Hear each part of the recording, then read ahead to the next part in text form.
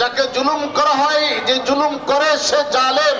সিয়াম সাধনা ও ইবাদত বন্দিগির মাস মাহে রমজান। এ মাস দোয়া কবুলের মাস, হিংসা বিদ্বেষ ভুলে একত্রিত হওয়ার মাস।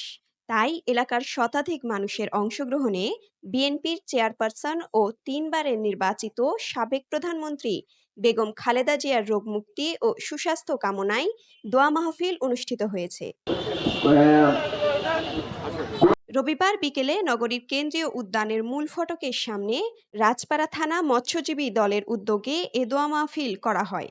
দোয়া মাহফিল শেষে সকলের মাঝে ইফতার বিতরণ করেন নেতৃবৃন্দ। রাজপাড়া থানা মৎস্যজীবী দলের সভাপতি আলতাফ হোসেনের সভাপতিত্বে আয়োজিত দোয়া ও ইফতার মাহফিলে প্রধান অতিথি হিসেবে উপস্থিত ছিলেন বিএনপি চেয়ারপারসনের উপদেষ্টা মিজানুর রহমান মিনু সহ বিএনপি ও অঙ্গ সহযোগী সংগঠনের বিভিন্ন পর্যায়ের নেতাকর্মীরা।